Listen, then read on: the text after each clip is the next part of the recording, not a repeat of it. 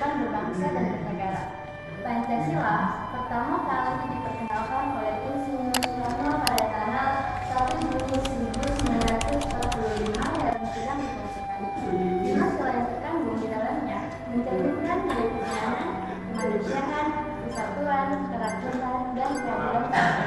Nilai-nilai tersebut menjadi pedoman bagi seluruh rakyat Indonesia dalam menjalankan kehidupan bermasyarakat, berbangsa, dan bernegara. Sebagai dasar negara, Pancasila berkedudukan sebagai norma dasar negara. Artinya, seluruh peraturan perundang-undangan di Indonesia harus berlandaskan nilai-nilai yang terkandung dalam Pancasila. Pancasila memiliki orang ini dalam bentuk identitas nasional bangsa Indonesia. Nilai yang terkandung dalam Pancasila menjadi ciri khas yang membedakan Indonesia dan bangsa lain. Pancasila juga menjadi pemersatu masyarakat Indonesia yang terdiri dari beragam bahasa dan budaya. Selain itu, Pancasila berperan dalam membentuk karakter bangsa. Nilai kemanusiaan, keadilan, toleransi, dan gotong royong menjadi dasar pembentukan moral dan etika masyarakat Indonesia. Melalui pendidikan Pancasila, nilai-nilai tersebut dapat ditanamkan sejak dini sehingga membentuk generasi yang karakter dan bertanggung jawab. Pancasila juga menjadi pedoman etis dan moral dalam kehidupan sehari-hari, serta mengarahkan perilaku sosial masyarakat agar tercipta kehidupan yang harmonis dan saling menghormati. Sebagai negara Indonesia, Pancasila memiliki kedudukan sebagai norma dasar.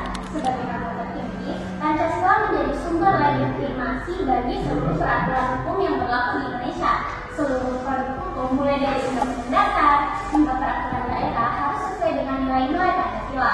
Oleh karena itu, Pancasila menjadi pedoman utama dalam pembentukan hukum dan pembentukan negara. Selain sebagai dasar pembentukan hukum, Pancasila juga berfungsi sebagai penguji dan pengendali hukum. Jika terdapat peraturan yang bertentangan dengan nilai Pancasila, maka peraturan tersebut dapat diuji dan bahkan dapat dibatalkan sesuai mekanisme yang berlaku. Pancasila tidak hanya menjadi dasar hukum, tetapi juga pedoman etis bagi aparat penegak hukum.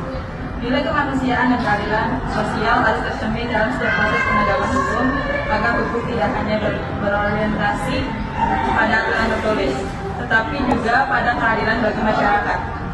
Selain itu, Pancasila berfungsi sebagai alat integrasi bangsa.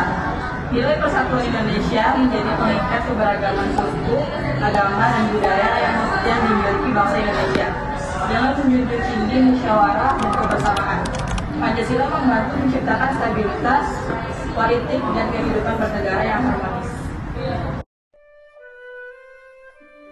Di era globalisasi, Pancasila menghadapi berbagai tantangan. Masuknya ideologi asing seperti liberalisme, kapitalisme, dan individualisme dapat mempengaruhi nilai-nilai kebersamaan yang menjadi ciri bangsa Indonesia.